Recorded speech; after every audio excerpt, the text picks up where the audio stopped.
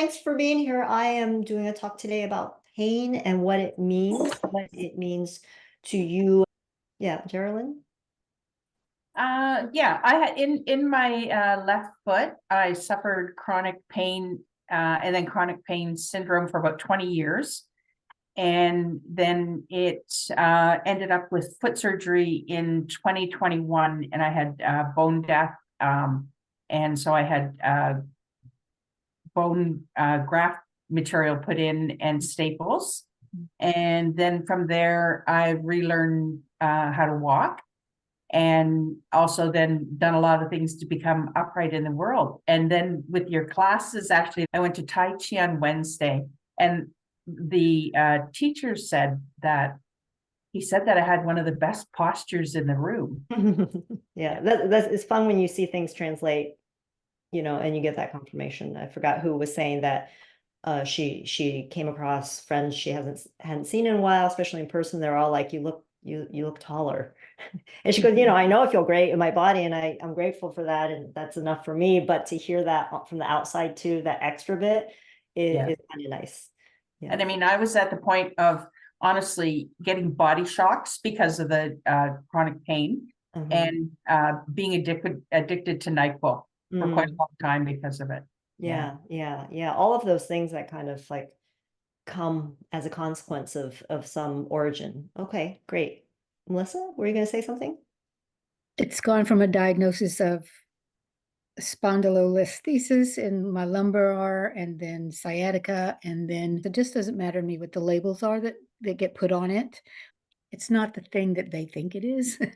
And it travels all over the place, variable, both in intensity and where it's located, and when in the day it is. And I've had some really remarkable improvement with it just from having done the exercises in the book. So there was a point last summer where I couldn't lift my right leg standing. It wouldn't lift. I'd kind of shuffle along to walk. And that's the worst, when you shuffle along, right? Yeah. But anyway, it's much better. In fact, I just came inside from messing around with my horses, so I can move again. That's great.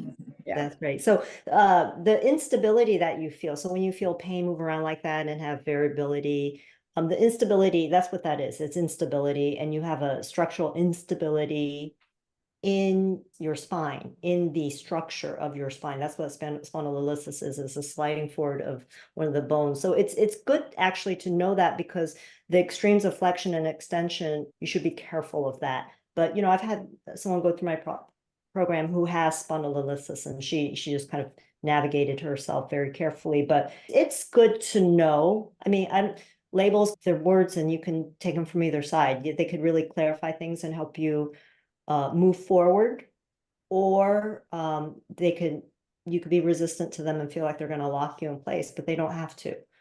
I always encourage people to really understand what's going on medically, because I've seen people who don't want to hear the medical, and then they go down all sorts of paths, just kind of floating around, being very imprecise and losing time more than anything else, losing time and neglecting something that could be simply addressed. So just so you know, deep extension, deep flexion is contraindicated in that case, because the spine is unstable. And what you just described is exactly what happens when the spine is unstable like that.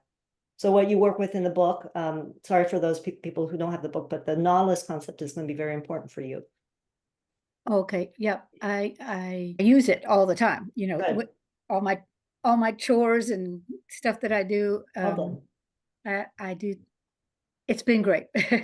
Fabulous. Yeah, and I'm looking forward to more. Great.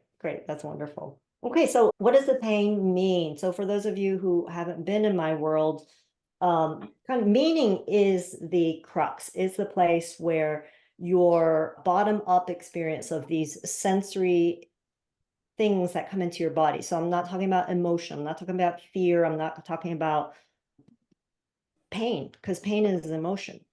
It is variable. It's not the same across everybody. That's why I ask you, what is the nature of your pain? Because I'm going to break it down into different ways of experiencing pain and how you can address that. But the bottom up feeling of sharp and then it disappears, or throbbing and it disappears. You know, they created the pain scale 1 to 10 just to help communicate, because pain is just like this. It could be so many things.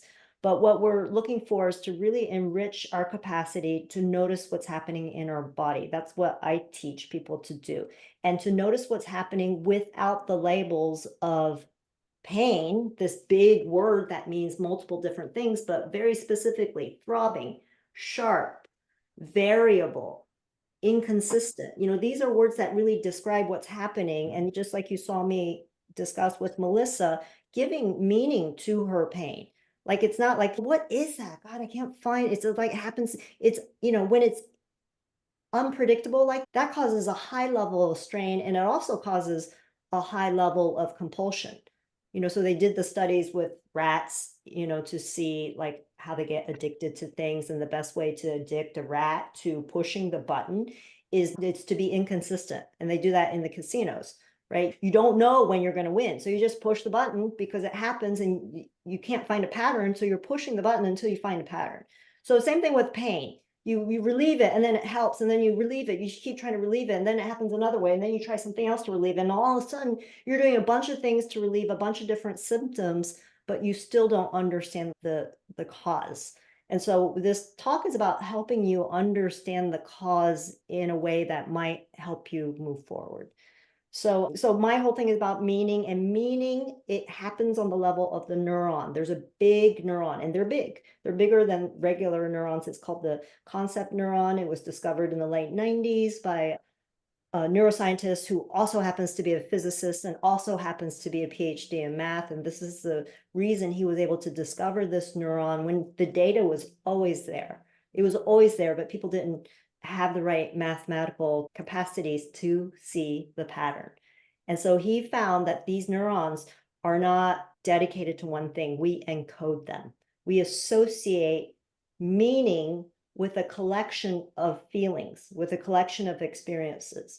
So for example, if I said La Tour Eiffel, if you speak French, you would know it's the Eiffel Tower. If you don't, it's nonsense. It doesn't mean anything to you. So your experience of things from multiple levels, visual, auditory, conceptual, like if you know French, you know it's a conceptual word, but they encode the meaning down to that level. And you know, people are encoded, right? So Melissa, I know that she, you know, her avatar is a horse. I've seen it. And then, you know, we had the conversation around it. And so she is encoded with these things that I associate with her. And now another thing that I will associate with her is spondylolisthesis and this inconsistent pain pattern, and her work with the book directly on her own. And so all these things start to build through experiences and interactions. And when you learn that, and when you learn that this isn't what you're paying attention to, this is what you create. What you pay attention to is down here. It's the bottom-up sensations. It's the feeling of the moment. It's the feeling of finding support. It's a feeling of finding power without straining yourself. And you go back to these resourceful feelings that I teach you in the book, how you can stand with ease, how you can breathe with ease, how you can find your power without strain, how you can feel the support within you so you're not gripping yourself for support. Your body supports you. You're not supporting your body. That's a big one. That's the first one. That's the 3 keys. And that's why I put that as the first lesson in the book. So when you give yourself these new experiences with meaning, now these neurons that you've encoded with pain, for instance, you could start to disentangle them. You could start to have different experiences. But until you have new resources, it's hard to change this, because especially when it becomes chronic, and I think technically they say if it's been over 3 months, it's chronic, but I like to say 6 months, because that initial battle with your pain is a learning process for you. And you learn, what can I deal with? How can I reduce it? When do I make it worse? What triggers it? It's a relationship that you're building. And then after around 6 months in my thought process, it becomes more of a chronic thing. And it's been embedded into your lexicon, into who you think you are, because you have to be aware of that when you make choices. And so my goal is to give you a lot of bottom-up resources so you can deconstruct this pain neuron, and you can start to untangle it, and you can start to address it in different ways. Let's talk about 3 ways, general ways that I witness people who I work with experience pain. If anyone has a different experience, please share that, because, and if it doesn't fall into these categories, and let's see what we can figure out. So the first one is domination pain. This is this type of pain that's sharp and stops you from doing something. It's not, just kind of in the background. It stops you. So I like to think of this as the bully pain. It really is in charge of you. So the second part is more like a anxiety pain that's everywhere. So this might be like, I have a friend who has post-herpetic pain, which is pain on the skin after you have shingles, and it doesn't go away. So it's become embedded in the peripheral nervous system on the skin. It is extremely painful and makes you unsure of everything. That creates a lot of trepidation, like that you really have to be careful, and you're kind of afraid. Actually, it creates a lot of fear of triggering that pain. And then the last one is, it's a time pain, because you don't feel it in the moment. You feel it like the day after. So that would be something, I don't know if that happens to you, Beth, but like fibromyalgia, when you feel fine when you do it, and then bam, it hits you like even 2 days later, like a truck hit you. And to make that association with something that you do now with 2 days later is hard, because you're not getting that feedback that you get from being present in your body. Okay, so I'm going to talk about all 3 of those separately. Is there any other category? So the bully, the one that stops you in your track, or the one that makes you anxious or nervous about really trying anything, or the one that kind of happens at a later time? And chronic fatigue kind of falls in that same category, where you overdo it, but you don't even know that you overdo it until a few days later. Does anyone else have an experience of pain that doesn't fit in those categories? Beth? Yeah, I was gonna say, I do have sometimes the subtle, like the one in my sacrum just shows up kind of like, it's more sort of dull, but always there, kind of like It's almost, like an ambient? yeah, exactly. It's kind of just like ever present. It never gets so bad that it's like sharp or stops me. Yeah, Like exactly. it's like always there, but it never kind of totally goes away. Yeah, it's like Mhm. an ever-present companion, kind of, you know. Okay. Yeah. Okay. Mm. Okay, good. All right. So let's start with the first one, the overwhelming, because that's I mean, the bully pain, because that's something that like literally stops you from doing something. Typically that's a acute thing. And if I were to work with you specifically, I would help to get to the acute issue and work with it locally. But in general, the whole model of how I teach is, you can always build up new resources. You can always direct your attention to find what works, because if you're in my world and you can get up and down from a chair without assistance, and you can walk 30 minutes without getting out of breath, then you are physically capable of benefiting from how I teach. And so to be able to find all of those places within you that actually work and work well, and you can make it work better, is a process of building more resources that you have available to you right now, when you change the way you hold yourself and when you change the way you pay attention. When you do that, your perception opens up and you start to overwhelm the bully pain, because you are focusing on what works. And what happens is, as those points of what works come together and meet with each other, now you have a whole system that works. And what you have assisting you to make that system stronger is evolution. You have the whole evolutionary force of humans walking on 2 feet across the world. That is huge, and that's yours.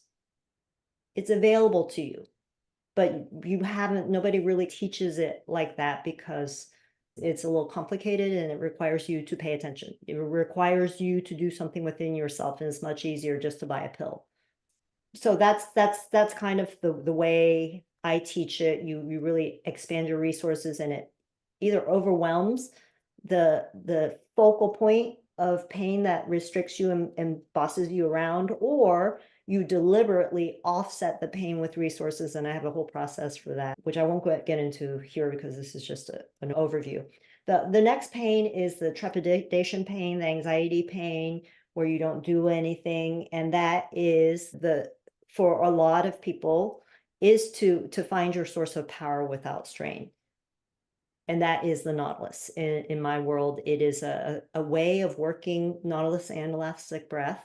So it's a way of working with the diaphragms in your body that really harnesses the pull of gravity back up through your system, right up through the central channel in the way that it was designed to flow, in the way that your pelvis is designed, in the way that your skeleton is designed with your head and your spine and your sacrum, in the way that the spiraling mechanics go up through your feet and lower legs and through your hips. All of those things are feeding into conducting gravity back up through your central channel. So that's when you learn how to access that in a way that's not gripping, in a way that's not forceful, but in a way that you are riding the wave of the power that is there. It's a really significant process. It's a little, does anyone want to share a moment where they experienced that? Because it's pretty cool to really feel how much power you have. Yeah, Melissa. Well, I'll tell you that I had a dramatic experience with it the last time that I had a hay delivery. And so I had to move them into the storage area. And it used to be something that was like I had to really kind of, psych myself up to go do. But then so I had read the book and had an image. I'd stop and use the Nautilus and the 3 keys, and I would just set it before I started. Mhm. And I can't say that a bale of hay just floated up to its spot, but truly I did it without pain. I mean, I walked away from the 21 stack that I finished, and I'm like, I'm not dying. That's wonderful. That's cool. It was pretty dramatic for me. Yeah, no, that's super cool. Yeah, thanks, Melissa. That's awesome. Yeah, because our skeleton is designed to really be able to support us. And when you use it as support, when you physically manipulate other things, you experience directly the level of power that you're capable of. Okay, so the next thing, so that's when you have anxiety, what you want to do is really dive into your source of power. And that could be used in a lot of different areas, not just pain, but emotional kind of fragility.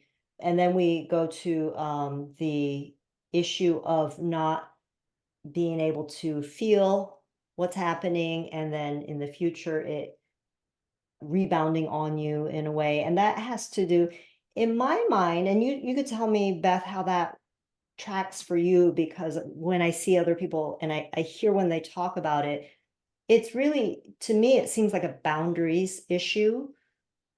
Like there's an overworking, even though they've had the experiences of pushing themselves too far, of sacrificing themselves, of doing extreme things that they should know by now their body's not going to be happy with. So it's this continual overriding of your own boundaries. And I just wonder, does that track for you, Beth? Yeah, how I experience it, it definitely does. And how I experience is it so frustrating because it's almost like I don't learn. Like learning's not happening. Learning's not happening. Like learning doesn't happen, and so it feels like Groundhog Day in that sense, like. Oh, okay. So yeah, so one, it's another way to look at it. But so yeah, like an overriding of boundaries, or an unawareness of the boundaries, or a not learning of the boundaries. So I experience this as both. It always feels like a boundary issue because obviously you've stepped over something and gone too far and you didn't know it. Yeah. But to me, how my brain body experiences it, it's like, why can't I learn that? Like you're not getting the feedback mechanism or something that you ought to be getting. Like some internal, like there should be some sort of internal communication that you, for some reason, you're not getting Yeah. and not learning. Yeah. And that's a process that we go through when we do the live classes and the live coaching, is that you start to be able to stop and really listen to what's going on, and you start to notice your patterns. That's why the book is about patterns, because that's how we end up overriding what's happening in the moment. We're just kind of on automatic. And so the question is, like, when do you get that signal? Like, what is that signal that you're not hearing? Because it's a signal. There's a signal there. And a lot of times when you are just sacrificing yourself to the moment, it is a future state of being in the future state. When I get this done, then I'll take care of myself. Then I'll listen to myself. That's a big one. So, that goes back to valuing your needs in the moment. That goes back to a feeling of, like, how important are my needs? And if you get to a place where your body is crumbling and you're still riding through your boundaries, that's a real question of kind of, you sit with that, and you can sit with that in standing meditation and just ask yourself the question, see where you feel it, and then start to get familiar with that feeling that you're not used to listening.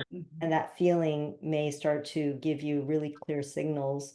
And then, using all the tools that you've learned, you may be able to respond with a signal that can offset or extinguish or otherwise address the feeling that you're not feeling, that you're not letting yourself feeling. Exactly. That does come to my awareness sometimes. Like, what is it that I'm not wanting to feel? It definitely feels like, but it's not that easy to access. Yeah, no, totally. Yeah. And that's the whole process. That's why it's sometimes hard to do the work, because it could feel scary. And that's why we start with resources. We just keep building up the resources all the time, keep building up that skill set of self-listening, of self-feeling, and starting to feel the resolution again and again, and then you build up the self-trusting. You trust that you can find the peak, and that there's a resolution on the other side of that peak. Yeah. It very much has to do with trust, self-trust. Yeah. Absolutely. Yeah. Absolutely. Yeah. So the solution for that is, like, we're talking about, is alignment with yourself, with what's happening in yourself. If it helps to identify yourself as, you, yourself, and your story and your history, but what you're dealing with on the body level is a universal body. It's not a body that is a Beth body, but it's a body that's just a human body. It's a body that needs to stand on earth, that has the capacity to navigate and bring gravity up through a system, that has this power of the force of gravity. If you've ever walked up a really steep hill, you can feel the gravity. You're moving with the gravity. Or, there's this artist, and he builds these giant metal sculptures, and he has a permanent one here in one of the museums, and it leans out to the side, and you walk along the side of it. And as it's leaning, it starts to lean more. You feel the gravity of that. You feel the weight of that structure by walking around it and feeling it change as you move through it. It's pretty cool that it's very palpable.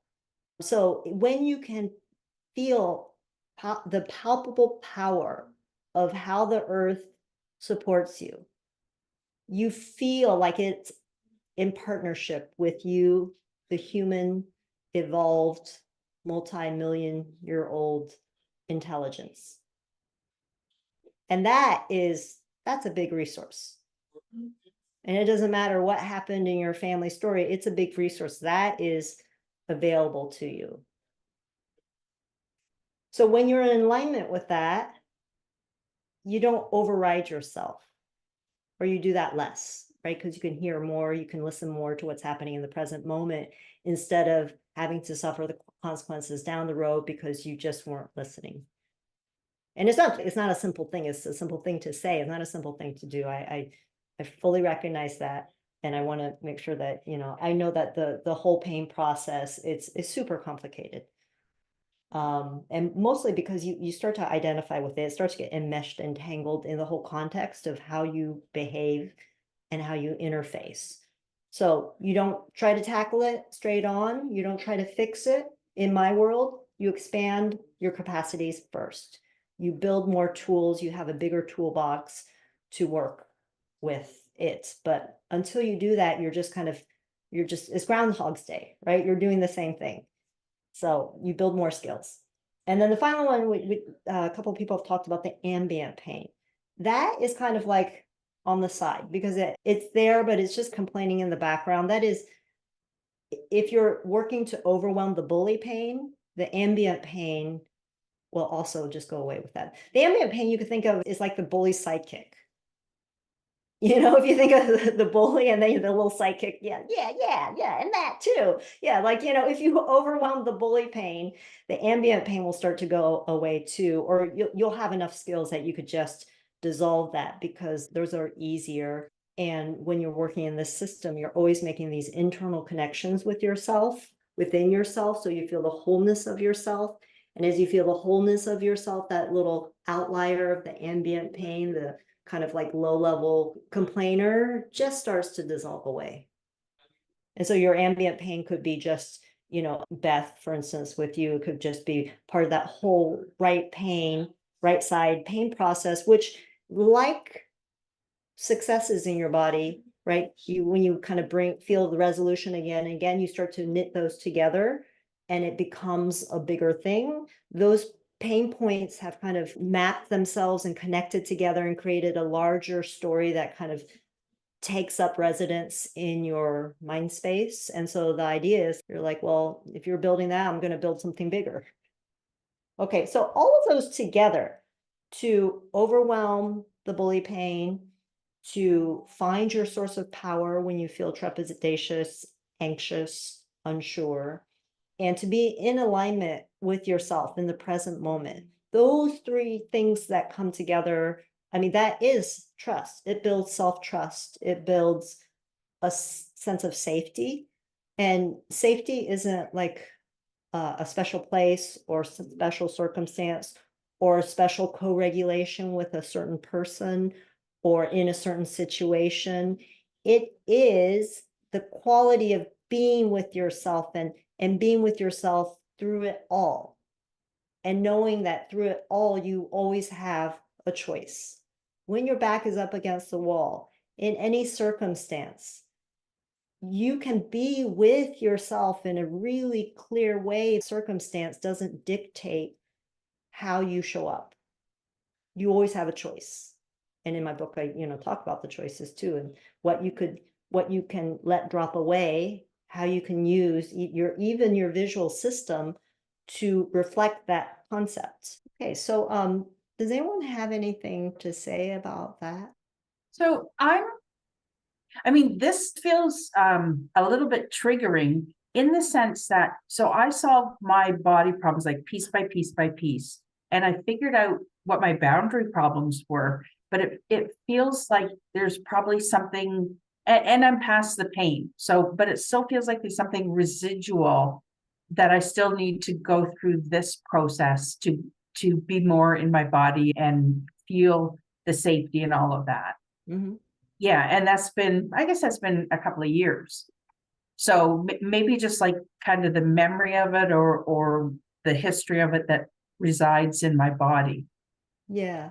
Well, I'll say, like I said, safety is not a place and it's not a destination. It is just a quality. And we are always working with that. There's no like completion of it or a thing that you get to. You keep improving and then maybe you get to a different quality of the resistance that you come to. If you journal, you might have that. I did that talk about meeting your resistance and the questions that you don't ask out loud. No, I'll make sure it's in the course. I'm pretty sure it's in the course in the beginning, in the fundamentals. There are 3 workbooks. That's one of the workbooks. It will tell you depending on it's a self-assessment. So depending on those sorts of questions that you're asking yourself and don't ask out loud, depending on how you answer that. And of course, you're going to answer that differently depending on where you are. Where do I focus in the book to address that? And of course, since you're coming to the live classes, you can bring that up in the live classes too. What about the people who I'm not familiar with or I haven't worked with directly? Does that make sense to you? Do you have any questions? I was just going to comment on my experience because I feel like it's like you live your life so long doing things certain ways, and whether you're not listening to the boundaries and all those things. And I think with this course, what I've noticed, it's not like you learn the stuff and you're fixed. It's like this evolution keeps going on, and it's like a retraining of your mind and body so that as you go forward, and this one poet calls it I forget what he calls it, but it's like that edge where you're going forward and there's this unknown. It's like you're more prepared to step into that because you have the experience of knowing how you can support yourself through that experience, whatever it might be. Yeah. And that's kind of the way I feel now. Yeah. Yeah, that's wonderful. Yeah. Yeah. Yeah, you could be more engaged with what's in front of you on Mhm. different levels because there's more, you can hold more space within you. Mhm. So you Yeah. have more dimensions of what you allow yourself to be. Yeah. And you can see, it's like I can see the past experience and I can see my present, and there's less there's still some resistance, but there's less resistance to move forward in what might be inviting me to experience or whatever. Yeah, that's great. That's beautiful. Thank you, Margaret. That was wonderful Yeah. to hear. Um, resources from stepping into the unknown. Love that. Yeah. Yeah. This, because that's the fear, the fear, especially as you get to a certain stage in your life, you're less of a risk taker, you have more history, you have more patterning. And so to take that step into the unknown, it's in some ways good, right? Because you do have experience, but in other ways it limits you. And what's keeping you safe and what's limiting you is going to be like what crushes your curiosity and what keeps you from doing more for yourself, because that's the hard thing. Like we'll spend money for a quick fix, we'll spend money for other people, we'll spend money for things that are outside of ourselves, but to spend money for this inside experience that doesn't come in a box and that you could put on your shelf, but that is part you have to participate in, that you have to interface in, that you have to try, you have to take that step is actually a big ask. It's a big ask. So I try to mitigate the risk of taking the step, but the exercises are very, very gentle.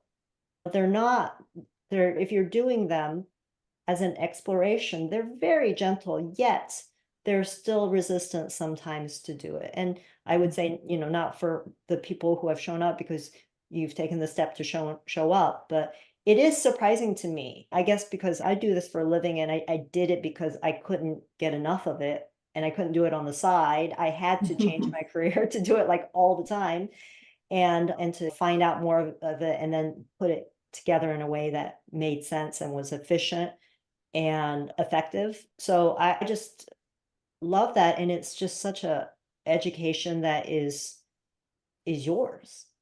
It's yours. It's not like you're training for a career and then you lose the job and you're not in that career anymore. This is yours. You're with it every single day. This is part of your daily life. This is part of your relationship with everyone in your world and with everything that comes forward and with all the stresses and the unexpected events and the things that will come into your life.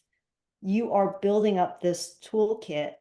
And back when I was in India, we talked a lot about, because I did a yoga therapy program, and we talked a lot about the toolkit, building the toolkit. Whatever we can do to move you towards your goal is what I've tried to shape, and to move you towards your goal. When I'm talking to you, I'm talking to your universal body, your humanity. And that's what's kind of driven me. And that's why this work draws from so many different places, because I went to get more training and to learn more so I can better serve the people in front of me, because I could see like, this isn't working. Why isn't this working? And that was always my question. Why isn't this working better?